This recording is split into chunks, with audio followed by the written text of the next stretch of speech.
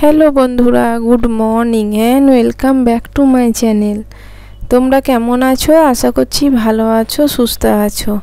আমিও ভালো আছি। আবারও এসেছি আরও একটা ছোট্ট ভিডিও নিয়ে। তা আজকের ভিডিওটা ভালো লাগলে অবশ্যই আমাকে কমেন্ট করে জানাবে। তা আজকে দেখো একটা আমি রেসিপি নিয়ে হাজির হয়েছি। তা আজকে আমি বানাবো কড়াইশুঁটির কচুরি। তা কড়াইশুঁটির কচুরিটা বানাবার জন্যে প্রথমে আমি কড়াই বসিয়ে দিয়েছি। তারপর কড়াইয়ের জলটা গরম হয়ে গেছে, আমি কড়াইগুলো ঢেলে দিলাম। তা কড়াইগুলো ঢেলে আমি এবার একটা চাপা দিয়ে দেবো, তাহলে আমার কড়াইগুলো সেদ্ধ হয়ে যাবে। তা গ্যাসের ফ্লেমটা আমি এবার কমিয়ে দিলাম। আর এইদিকে আমি আটাটা মেখে নিচ্ছি। তা আটাটা মাখার জন্য আমি পরিমাণ মতো লবণ দিয়ে দিলাম। তা তোমরা ময়দা দিয়েও করতে পারো। তা ময়দা দিয়ে করলে কি হয়, একটু তেল বেশি লাগে, তেল দিয়ে ময়ান দিতে হয়, ওটা তাহলে শরীরের পক্ষে আনহেলদি হয়। ময়দাটাও তো খাওয়া উচিত নয়, যার জন্য আমি এটা আটা দিয়ে বানাবার চেষ্টা করছি। তা আটা দিয়ে এটা ভালো হবে। আটা দিয়েও করা যায়, ময়দা দিয়েও করা যায়, আমি আটা দিয়ে করছি। তা আটাটা দেখো একটু অল্প অল্প জল মিশিয়ে আটাটা খুব ভালোভাবে আমি মেখে নিলাম। তা দেখো আমার আটাটা ভালোভাবে মাখা হয়ে গেছে। তা পুরো স্মুথভাবে মাখা হয়েছে। তা লেচিটা দেখো মানে খুবই সুন্দর হয়েছে। মানে এটা খুব নরমও হবে না, আবার খুব শক্তও হবে না। আর আমি হাত দিয়ে এবার লেচিগুলো কেটে নিচ্ছি। তা আমি ছোটও করতে পারো, বড়ও করতে পারো। তা আমি করলাম, আমার যেরকম লাগবে আমি সেরকমভাবে কেটে নিয়েছি। তা তোমরা তোমাদের মনের মতো করে কেটে নেবে, যাই হোক। তা আমার এদিকে লেচিগুলো কাটা হয়ে গেছে, আমি এবার চাপা দিয়ে পাশে সরিয়ে রেখে দেবো। আর এইদিকে দেখো আমার কলাইগুলো সেদ্ধ হয়ে গেছে। গ্যাসের ফ্লেমটা অফ করে দিলাম। অফ করে আমি কলাইগুলো এবার নামিয়ে নিচ্ছি। তা তোমরা কলাইগুলো চাইলে প্রেসার কুকারেও সিটি মেরে নিতে পারো, প্রেসারে সিটি মেরে নিলেও খুব ভালো হয়। কিন্তু আমি একটু কলাইগুলো একটু কড়াইয়ের মধ্যে সেদ্ধ করে নিলাম, হালকা ভাপিয়ে নিলাম, একবারে গলাভাবে সেদ্ধ করিনি। আমি এই হাত দিয়ে প্রেস করলে গলে যাবে, আমি এরম অবস্থায় নামিয়ে নিলাম। দেখো হাত দিয়ে টিপলেই কলাইগুলো গলে যাচ্ছে। তা আমি এটাকে এবার জলটা ঝরিয়ে নিয়েছি।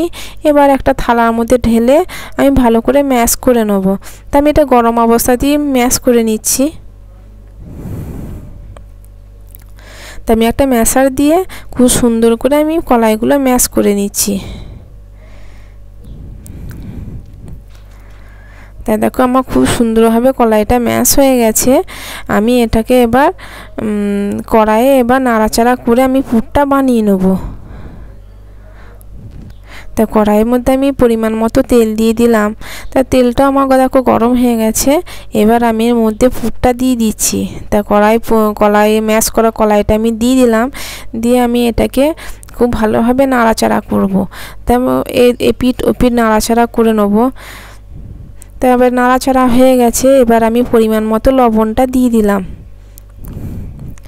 তাই এরকম পুর বানাতে তোমরা চাইলে কাঁচা কড়াইশুঁটিগুলো মিক্সিতে বেটে নিয়ে এইভাবে করতে পারো, সেটাও ভালো হয়। কিন্তু আমি একটু সেদ্ধ করে নিয়েছি।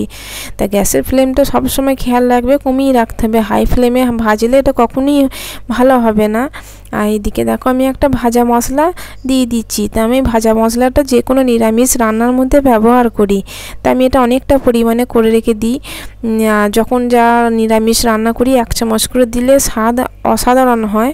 তাই মশলাটা আমি পরেই ভিডিওতে শেয়ার করব। তা মশলাটা আমি কখনোই একবারে দিয়ে দিচ্ছি না। তা আমি অল্প অল্প নাড়াচাড়া করছি আর অল্প অল্প আমি মশলাটা অ্যাড করছি। তা আমার মশলা দিলাম। আবার দেখো পরিমাণ মতো, পরিমাণ নয় স্বাদ অনুসারে একটুখানি টেস্টের জন্য আমি 1 চামচ চিনি দিয়ে দিলাম। তা ওটা অপশনাল, তোমরা দিতেও পারো না দিতেও পারো। তা আমি 1 চামচ চিনি দিয়ে দিলাম যেন টেস্টটা আরও ভালো হবে। তা দেখো ময়েশ্চারাইজারটা একদমই নেই, শুকনো শুকনো হয়ে গেছে। তো এই অবস্থাতে আমি পুরটা নামিয়ে নিলাম। আর এইদিকে আমার আগে থেকে মেখে রাখা আটাটা হাত দিয়ে বাটির আকারে শেপ দিয়ে দিচ্ছি। তাই এর মধ্যে আমি এবার পুরটাকে ঢুকিয়ে দেবো।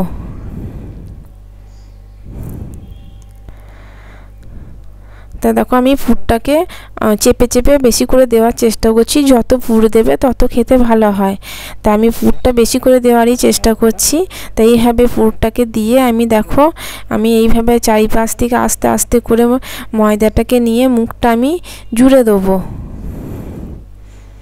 তাই এটা খুব সাবধানে করতে হয় যাতে না ফেটে যায়। তা আমি দেখো এইভাবে আমি প্রথমে এইগুলো সমস্ত ময়দা আটার মধ্যে আমি লুচির মধ্যে আর কি আমি পুরটা ঢুকিয়ে দিচ্ছি।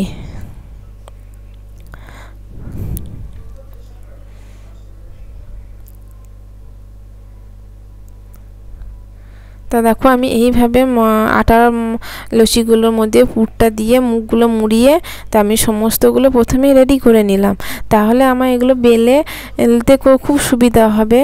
আবার একটা একটা করে ভরে একটা একটা করে বেলতে খুব অসুবিধা হয়, যার জন্য আগে আমি পুরটা ভরে নিয়ে রেখে দিচ্ছি। আর এইদিকে দেখো আমার অনেকটা পুর বেড়ে গেল, তাই এই পুরটা আমি ফ্রিজে রেখে দেবো। এটা 1 সপ্তাহ ভালো থাকবে। ফ্রিজে এইভাবে বেশি করে রেখেও দিতে পারো, যখন চাইলে বার করে একটু কচুরি খেলে। আর এই কচুরিটা শীতের দিনে গরম গরম খেতে খুব ভালো লাগে খেজুরে গুড় দিয়ে। যদিও বা এখন শীত নেই, শীত চলে গেছে, এখন গরম পড়ে গেছে। তাই ভিডিওটা আমি অনেক আগেই বানিয়েছি, তাই এটা আমার ছাড়া হয়নি, তা আমি পরেই ছাড়ছি। যাই হোক দেখো এইদিকে আমি দেখো খুব সুন্দর করে একটুও ফেটে যায়নি। আমি পরোটাগুলো বেলে নিচ্ছি। তা প্রথমে আমি বেশ কয়েকটা পরোটা বেলে নিলাম, তা বেলে নিলে পরে সেঁকতে খুব সুবিধা হয়। আর এইদিকে আমার চাটু বসিয়ে দিয়েছি, চাটুটাও গরম হয়ে গেছে। তা আমার গরম হয়ে যাওয়ার পর দেখো প্রথমে আমি 2 পিঠ ভালো করে সেঁকে নিচ্ছি। তা প্রথমে একটা সেঁকতে খুব অসুবিধা হয়, যেহেতু এটা কাস্ট আয়রনের আর আমি এটা খুব কম ব্যবহার করি, তাই এটা আবার ব্যবহার করতে করতে ননস্টিকের মতো হয়ে যায় চাটুটা। তা প্রথমে একটু তেল ব্রাশ করে দিলে কোনো অসুবিধা হতো না, যেহেতু আমি তেলটা দিতে ভুলে গেছি, যার জন্য প্রথমটা খুবই অসুবিধা হচ্ছিলো। তা পরেরগুলো আমার অসুবিধা হয়নি। আর এইভাবে দেখো আমি চেপে চেপে পরোটাগুলো ভেজে নিলাম। আর গ্যাসের ফ্লেমটা মিডিয়াম ফ্লেমে রেখেছিলাম, তাহলে হাই ফ্লেমে পরোটা খুব ভালো ভাজা হয় না, ভেতরগুলো কাঁচা থাকে। তা গ্যাসের ফ্লেমটা সবসময় কমিয়ে রেখে পরোটা ভাজারই চেষ্টা করা উচিত, তাহলে খুব ভালো হয়, পরোটাগুলো নরম হয় আর টেস্টি হয় খেতে। তা দেখো এইভাবে আমি পরোটাগুলো একটা একটা করে উল্টে পাল্টে প্রথমে সেঁকে নিচ্ছি, তারপরে তেল দিয়ে আমি পরোটাগুলো বেশ করে ভেজে নিচ্ছি। তাই এরকম নিরামিষ পরোটা যে কোনো উপোসের দিন তোমরা খেতে পারো, তাই এটা উপোসের দিনও খুব ভালো লাগে। আর এই কড়াইশুঁটি কচুরি তো অসাধারণ লাগে খেতে। তাই এটা সম্পূর্ণ নিরামিষ আছে, তাই আলুর দম বা খেজুরের গুড় যে কোনোর সাথে তোমরা খেতে পারো।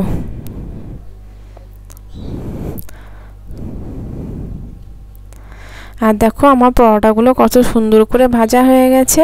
তো আমি এইভাবে একটা একটা করে সমস্ত পরোটাই আমি ভেজে নিয়েছি। তা দেখো খুবই ভালো সুন্দর ভাজা হয়েছে। আমি এটা আটা দিয়ে করেছি, প্রথমেই বললাম আমি আটা দিয়ে করেছি। আর এইদিকে দেখো আমার সমস্ত পরোটা ভাজা হয়ে গেছে, রেডি হয়ে গেছে। এবার তোমরা এটা গরম গরম পরিবেশন করতে পারবে।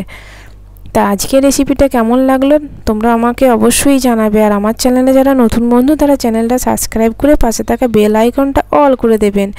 আর যারা নতুন আছো তারা প্রত্যেককেই বলছি আমার চ্যানেলটা প্লিজ সাবস্ক্রাইব করে দাও। আর একটা লাইক করো, যাতে তোমাদের একটা লাইকে আমি সামনের দিকে আরও একটু এগিয়ে যেতে পারি। তো সবাই ভালো থেকো, সুস্থ থেকো, আবার দেখা হবে অন্য কোনো ভিডিওতে।